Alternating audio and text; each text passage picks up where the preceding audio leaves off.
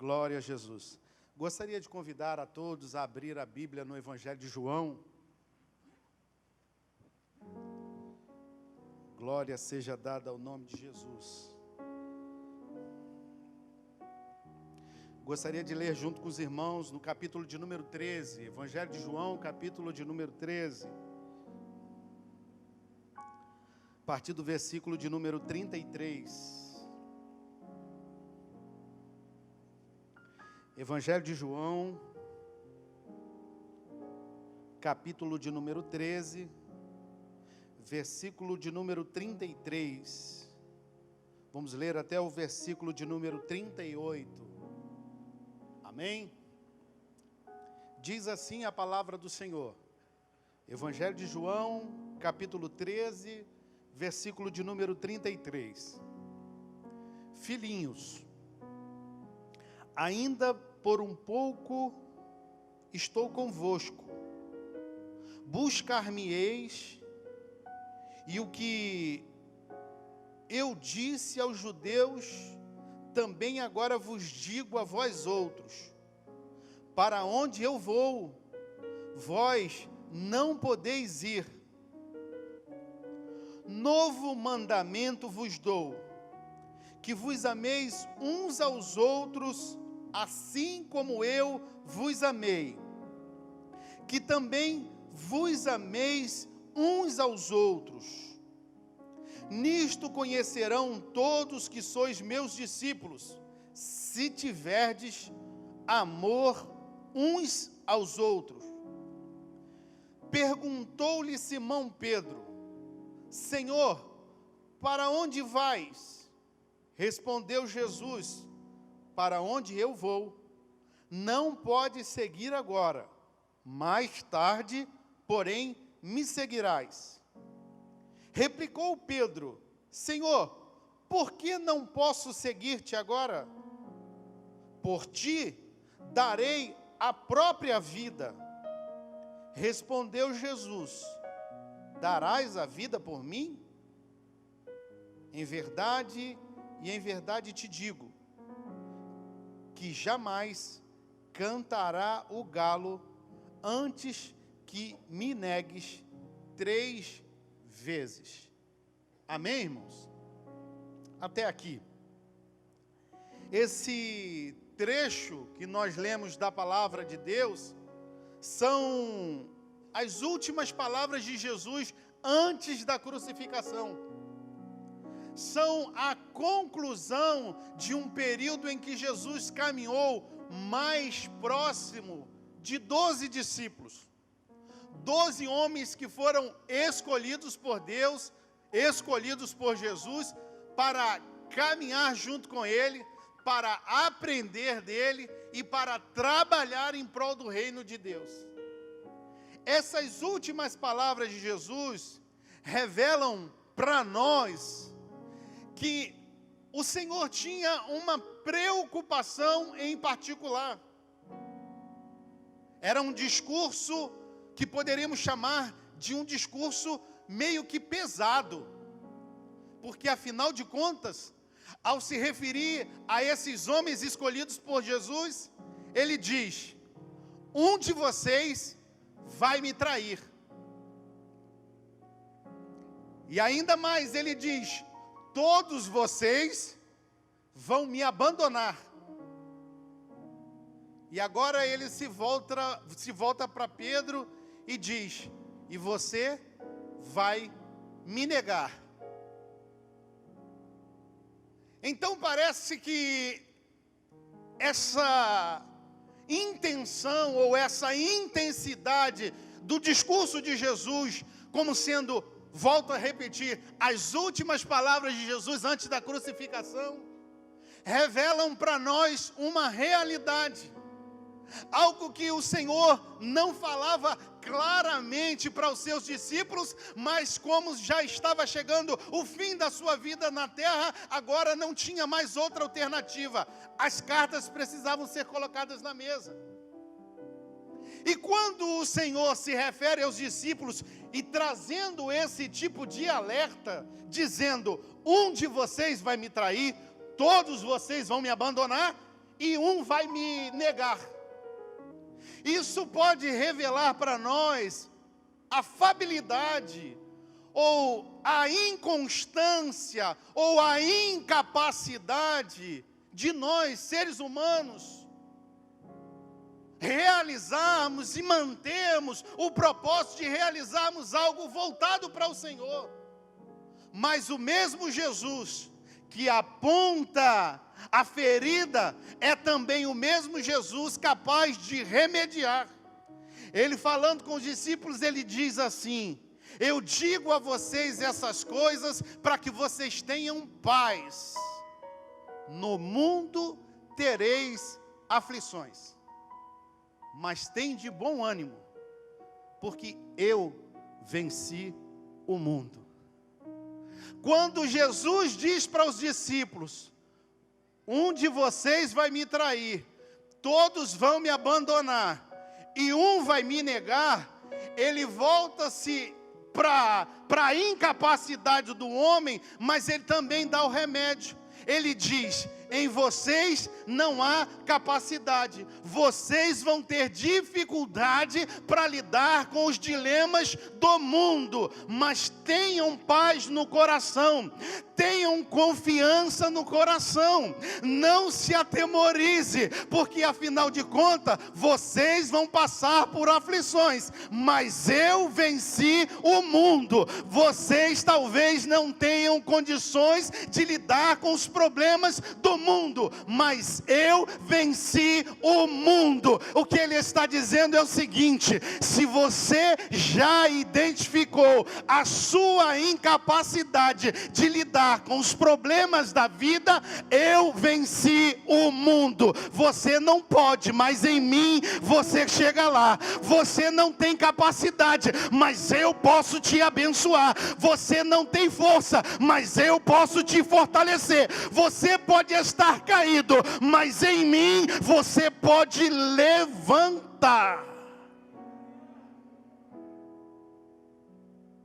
E esse discurso de Jesus aponta também para uma realidade.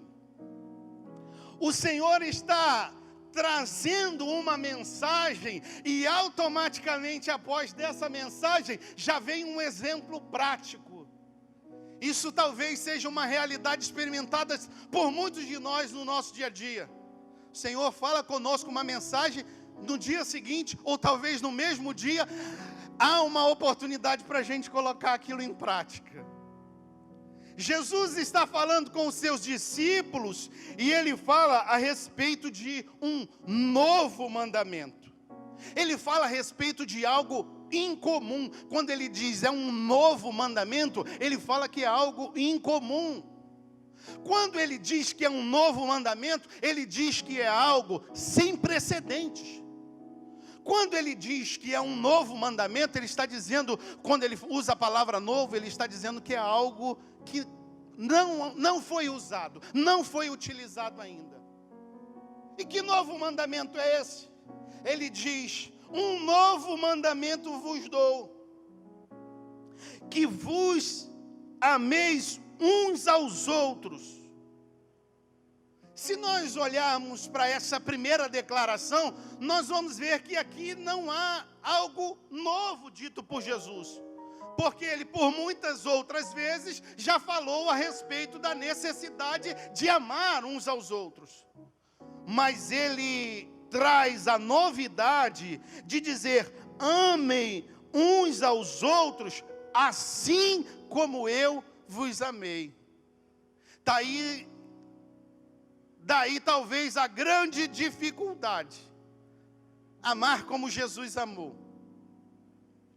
pensar como Jesus pensou, enxergar como Jesus enxergou. Mas aí talvez alguém possa dizer: mas eu não sou Jesus para amar como Jesus amou. Mas se ele está dizendo para nós que ele está dando um novo mandamento, porque ele está dizendo que é possível que o nosso amor seja um amor sobrenatural. A nossa capacidade de atuação seja algo extraordinário, além do natural. Ele está dizendo, é algo novo, amar como ele amou. E aí, como eu falei, eu me antecipei, assim que Jesus dá a mensagem, já vem um exemplo prático. Que exemplo prático é esse?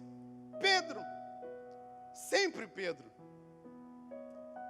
Ele se antecipa e ele diz: primeiro, Senhor, para onde vais? Que a gente também não pode ir.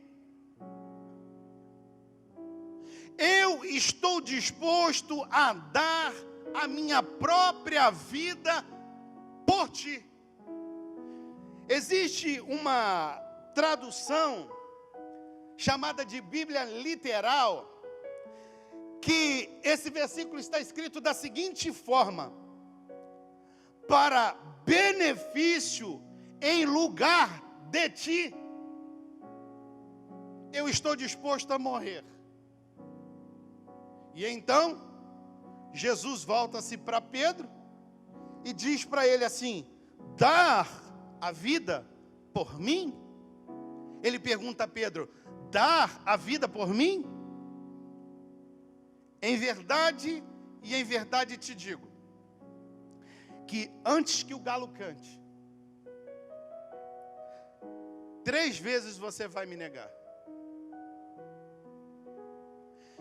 Irmãos, quando olho para esse texto e vejo Pedro dizendo: eu estou disposto a dar a minha vida por ti, durante muito tempo, eu fiz a seguinte afirmação: Pedro não se conhecia, porque afinal de contas ele disse que estava disposto a dar a vida pelo Senhor, e ele não estava nada disposto a dar a vida pelo Senhor.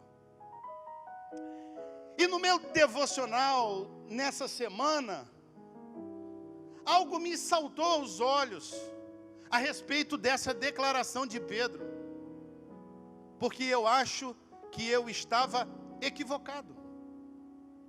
Porque quando ele diz para o Senhor: Senhor, eu estou disposto a ir contigo, ou seja, estou disposto a dar a minha vida por ti, estou disposto a morrer por ti, algumas evidências vão me apontar que ele estava disposto a isso de verdade.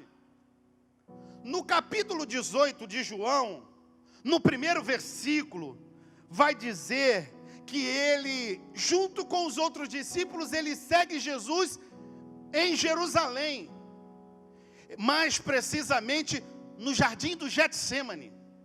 Estava ali Jesus com os discípulos. Irmãos, Jesus estava ameaçado de morte pelos judeus. As pessoas estavam com seus corações vorazes por encontrar Jesus, e toda vez que se falava a respeito de Jesus, uma frase era repetida: temos que matá-lo, temos que tirar-lhe a vida. E muitas vezes eles chegaram a iniciar ou esboçar uma reação para isso, e muitas vezes foram contidos apenas pela multidão. Mas agora Jesus está num lugar secreto, Jesus está no jardim do Getsêmani, e mais agravante ainda, um dos seus soldados passou para o lado do inimigo, e lá estava Pedro, sob toda aquela ameaça de morte, junto com os demais discípulos, vencendo o medo de caminhar ao lado de alguém que estava sendo ameaçado. Irmãos, e por regra de comportamento, nós temos a tendência a caminhar muito mais ao lado de quem a gente se sente mais seguro do que ao lado de alguém que está sofrendo ameaças. A gente tem mais capacidade de andar ao lado de quem está sendo abençoado, vamos usar esse termo, mas quando a gente toma ciência de que existem pessoas que estão passando por provações severas, muitas vezes a gente escolhe não caminhar ao lado dessas pessoas. Pedro vence o medo e está junto com Jesus, caminhando no jardim do Getsêmani, firmando aquilo que ele disse: eu estou disposto a dar a minha vida por ti.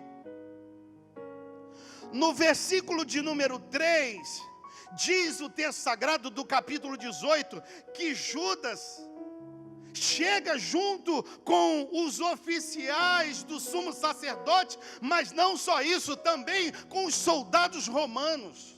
O problema deixa de ser um problema religioso e passa a ser um problema de ordem política. Porque de vez em quando, diz a tradição, alguém se levantava no meio dos judeus dizendo: eu sou o Messias, eu sou o Messias. Começava a aglomerar pessoas ao seu redor com o intuito de fazer um montim para ver se derrubava o Império Romano. Quando Judas, junto com os oficiais do sumo sacerdote, tem também soldados à sua volta, os soldados já estavam preparados para sufocar a possibilidade de um motim, um levante contra Roma. E eu penso a você, irmãos, soldados romanos, os donos da lei, os homens acostumados a resolver as coisas na ponta da espada, chegam junto com Judas para prender Jesus. E quando eles se aproximam de Jesus, irmãos, tenta desenhar o quadro na nossa realidade. Polícia batendo na sua porta, dizendo: eu vim te levar. A coisa mais sensata a fazer qual é? Estende a mão e não mostrar resistência. Mas Pedro, que disse que estava disposto a entregar a sua vida por Jesus, quando percebe que os soldados vão prender Jesus, Jesus já tinha pedido, já diz assim: é atrás de mim que vocês estão? Então deixa eles em paz, me leve, deixa eles aqui. Pedro, como de costume dos cidadãos daquela época, que para atender às necessidades do dia, carregavam facas. Talvez não era um canivete, talvez era uma faca maior um pouquinho. O texto vai chamar de espada. E ao contrário do que qualquer pessoa sensata poderia fazer naquele momento, que era de se entregar ou dizer: já que Jesus pediu para liberar a gente, vamos embora. Pedro, numa tentativa de surpreender os soldados, puxa aquela faca, vai na orelha de um servo do sumo sacerdote e golpeia com aquela faca, no intuito de não deixar que aquele momento se concretizasse. Quando alguém reage a uma comitiva de homens armados, preparados para sufocar qualquer tipo de motim, quando alguém reage a esse tipo de ação, esse alguém está disposto a ir até as últimas consequências. E é isso que acontece.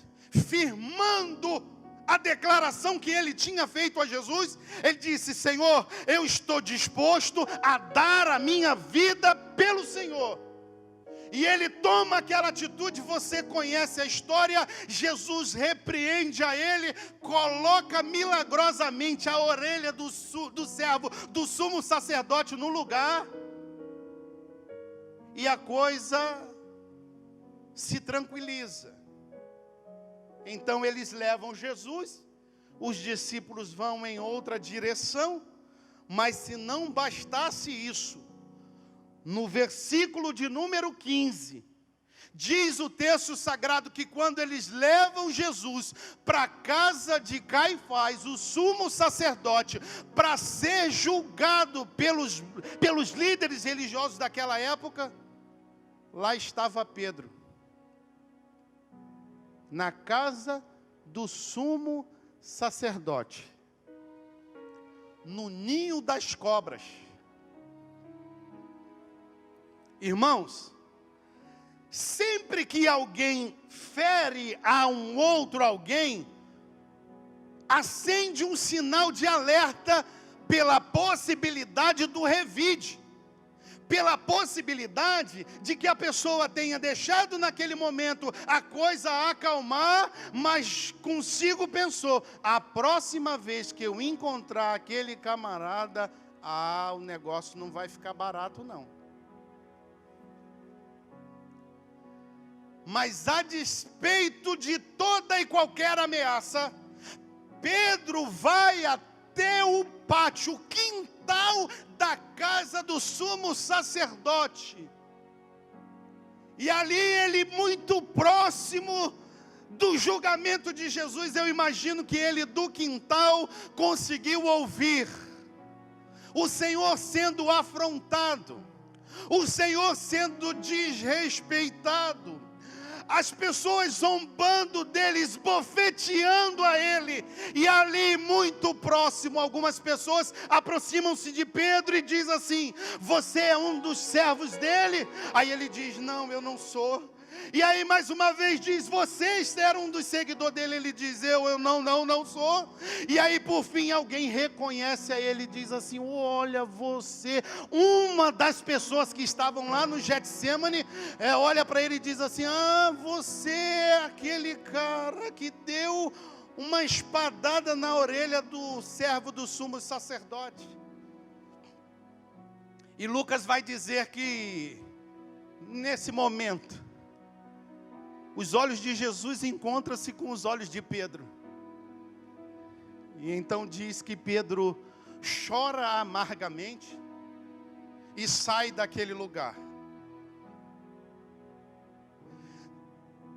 Talvez nesse fato, o que Pedro estivesse colhendo era o problema de proximidade. É um outro grande desafio que muitos homens e mulheres enfrentam no dia a dia. Porque para muitas pessoas a decisão de se afastar, de recuar, de não tomar conhecimento é a melhor maneira de lidar com o problema. E Pedro, por estar muito próximo, sofre com o problema de estar próximo. Isso fala de exposição. Pedro, que declarou estar disposto a dar a sua vida para Jesus, ele venceu o medo estando com Jesus no Getsemane. Ele venceu a dificuldade estando com Jesus diante dos soldados.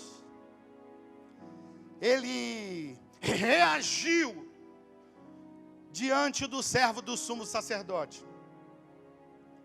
E ele agora lidar com o problema da exposição, o problema de estar muito próximo, de se envolver, de tomar conhecimento, de procurar saber.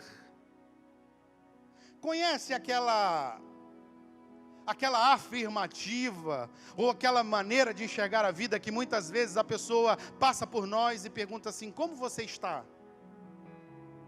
Quando a pessoa começa a esboçar a possibilidade de dizer como é que está, a rota de fuga para muita gente, a maneira de lidar com o problema, e só um minutinho, depois a gente continua, porque eu tenho um negócio para fazer agora urgente. É melhor não tomar conhecimento.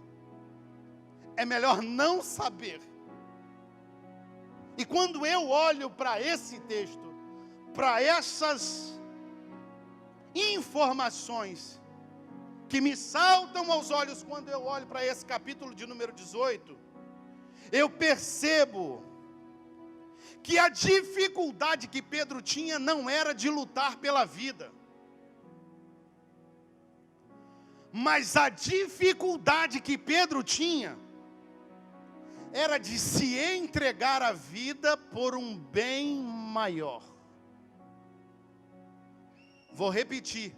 A dificuldade que Pedro tinha não era de lutar pela vida, mas talvez a grande dificuldade que Pedro tinha era de se entregar na vida por um bem maior. Jesus não estava sendo morto, ele estava se entregando. Por que ele estava se entregando? Por um bem maior. Porque Jesus se entregou eu e você estamos aqui essa noite, nos sentimos amados pelo Senhor, nos sentimos perdoados pelo Senhor, somos salvos por Jesus, e se hoje nós ouvimos tocar o toque das trombetas do arrebatamento, nós não estaremos mais aqui, mas estaremos com Ele na glória, porque Jesus se entregou por um bem maior.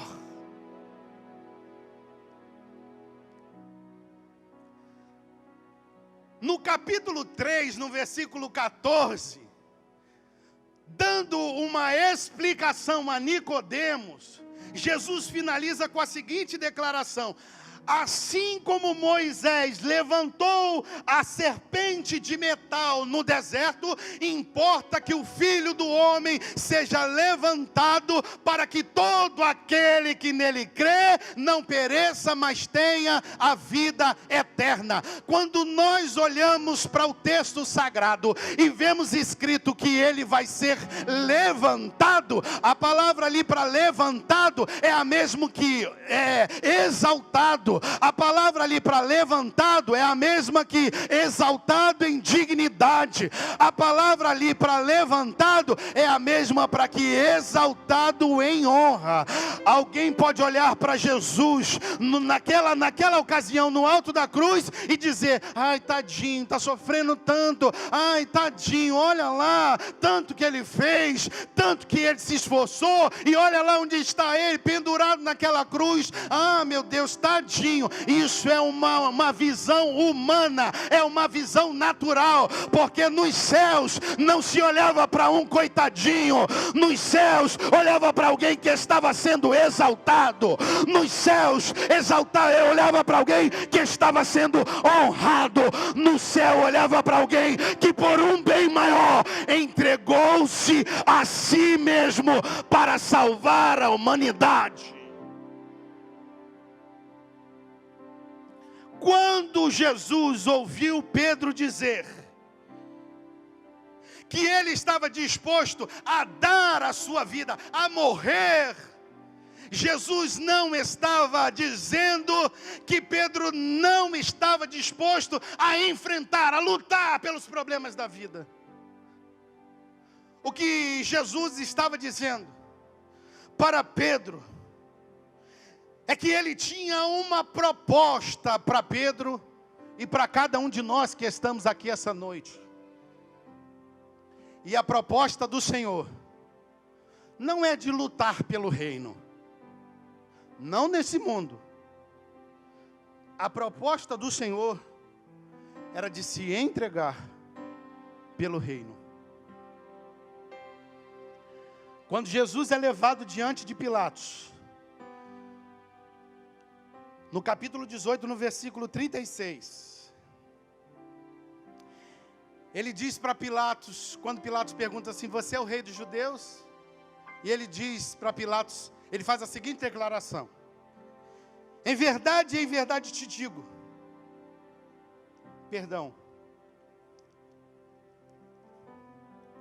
18:36. Ele faz a seguinte declaração para Pilatos: o meu reino não é deste mundo. Se o meu reino fosse deste mundo, os meus ministros, ou seja, os meus seguidores, se empenhariam para que eu não fosse entregue aos judeus. Mas agora, o meu reino não é daqui. Irmãos, eu não tenho dúvida de que o Senhor nos trouxe aqui esta noite para apontar as nossas virtudes, as nossas qualidades, a nossa capacidade de lidar com os dilemas da vida, a nossa capacidade de irmos firmes em determinados propósitos. Mas o Senhor nos trouxe aqui esta noite para nos apontar para uma verdade que, apesar de todo o nosso empenho, apesar de toda a nossa capacidade de lidar com os dilemas da vida, existem problemas que do nosso jeito a gente não consegue vencer. Não há em nós capacidade de lidar com determinados problemas que a vida nos apresenta. E a proposta do Senhor para nós é que eu imagino que existam pessoas aqui essa noite que, por causa das suas convicções, por causa do seu senso de justiça, por causa da sua maneira de enxergar a vida, algumas muralhas foram se estabelecendo em áreas importantes da sua vida, porque você decidiu que estava disposto a lutar, a ir até as últimas consequências, mas não abrir mão daquilo que você disse. Não voltar atrás em hipótese alguma de uma palavra equivocada, me perdoa a expressão. Porque a proposta de Jesus para Pedro, eu acredito que se estende para nós aqui essa noite. A proposta de Jesus não é de lutar pelo reino neste mundo, com este mundo, e sim de se entregar pelo reino por um propósito maior.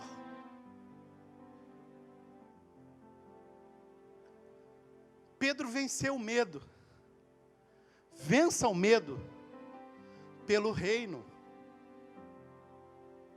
Pedro enfrentou dificuldades, enfrente dificuldades pelo reino.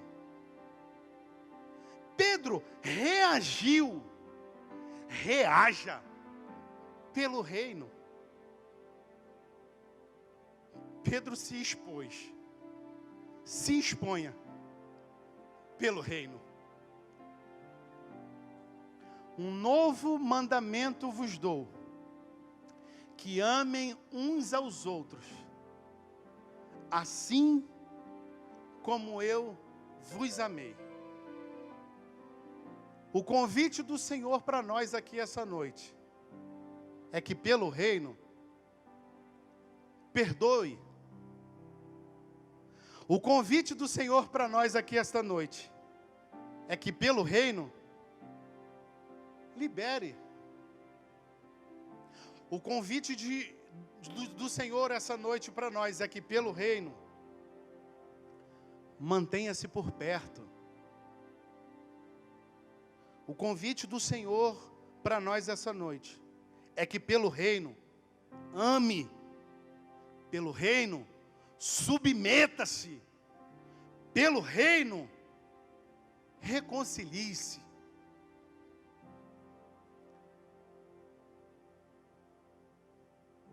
Sabe aquela mágoa? Sabe aquela ofensa? Sabe aquela palavra lançada contra você? Sabe aquela dívida não arcada? Talvez, assim como Pedro, a gente está com a espada na mão, disposto a ir até as últimas consequências.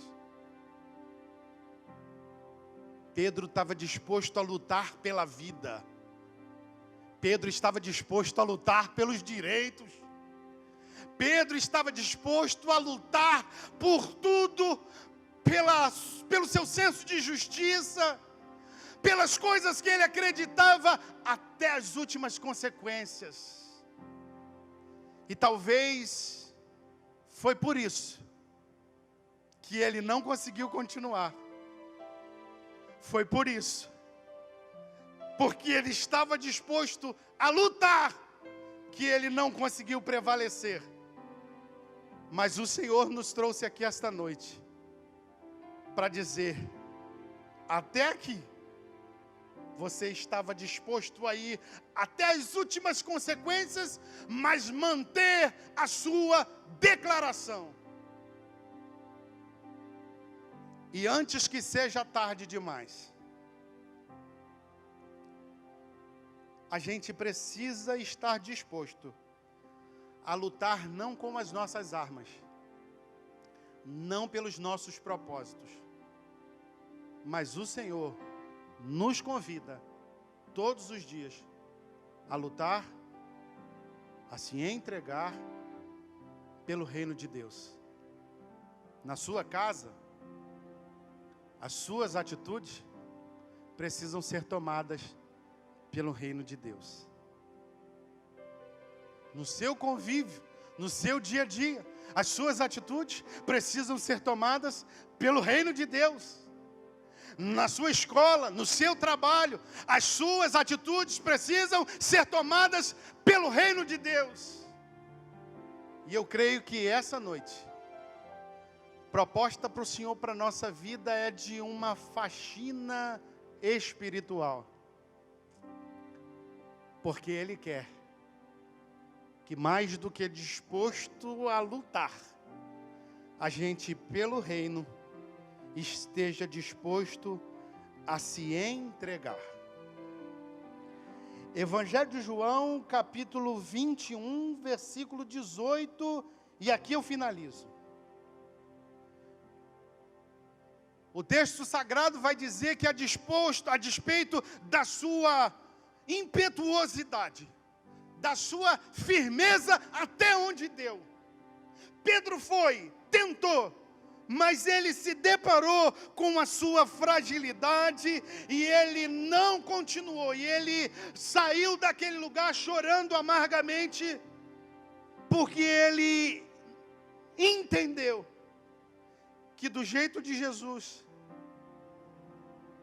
não sendo o mesmo jeito do que ele estava disposto a fazer, o caminho para ele foi fugir. E aí o texto sagrado vai dizer que Jesus foi levado a julgamento, foi crucificado, morreu, ressuscitou, começou a aparecer para algumas pessoas, e então Pedro declara, agora eu vou pescar. E durante seu período de pesca, o Senhor aparece para eles e dá novamente uma pesca milagrosa, e ele aproxima-se de Jesus, e o próximo contato que Jesus tem com Pedro é dizer para ele, Pedro, tu me amas? Depois de toda aquela experiência traumática diante do Senhor, o Senhor apresenta-se para ele e ele pergunta, Pedro, tu me amas? E Pedro disse, Senhor, tu sabes que eu te amo. Senhor, Pedro, tu me amas? E ele diz, Senhor, tu sabes que eu te amo. Pedro, tu me amas? E ele diz, Senhor, só tu sabes. E então Pedro chama ele para aquele que eu acredito seja o ponto mais alto para o ser humano daquilo que é se entregar. Deus dá a ele a comissão de cuidar de pessoas. Chama ele para apacentar as suas ovelhas.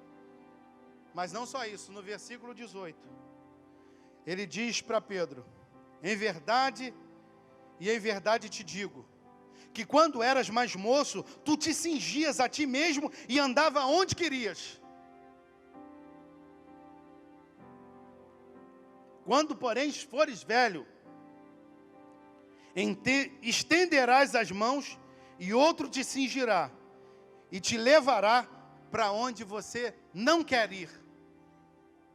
O que o Senhor Jesus está dizendo para Pedro é que você fazia as coisas como você bem entendia.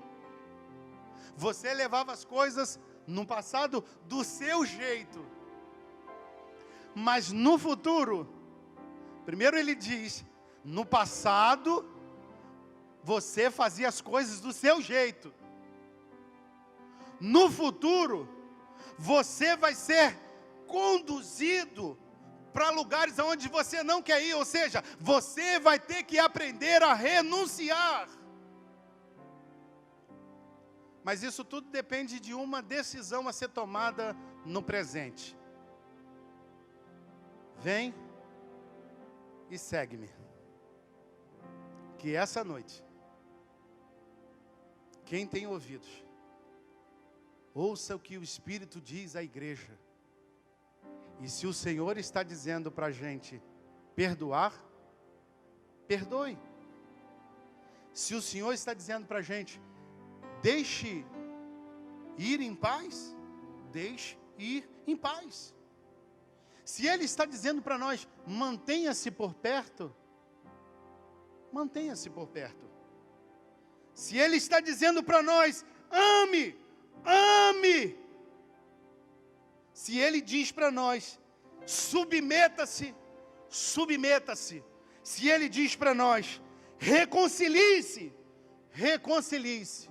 Porque a diferença entre o nosso passado e o nosso futuro está na decisão que nós vamos tomar hoje, de ouvirmos a voz do Senhor e não resistirmos ao chamado de Deus para a nossa vida. Lembre-se, estamos aqui para povoar o céu. Fomos chamados para ser servo do reino de Deus. E tudo o que fizermos, façamos em prol do reino de Deus. E eu tenho certeza que se teve lugar para Pedro, terá lugar para mim e para você também. Se coloque de pé em nome de Jesus.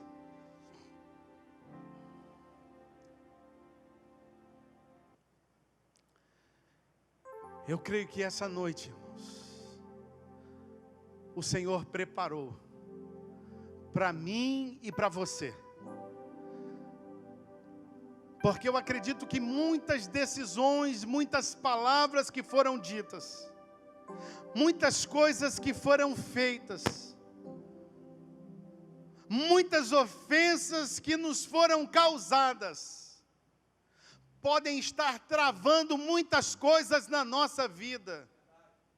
E talvez o nosso senso de justiça seja responsável para que a gente não viva o melhor de Deus para nós.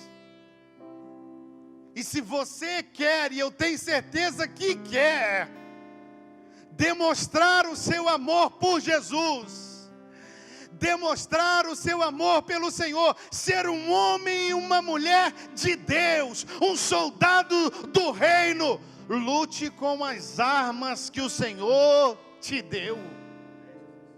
E que essa noite, o nosso coração esteja disposto a amar, perdoar, reconsiderar, porque nós fazemos isso, mesmo que aparentemente para prejuízo pessoal, fazemos isso pelo reino de Deus, porque é para isso que nós fomos chamados. Estamos aqui pelo reino.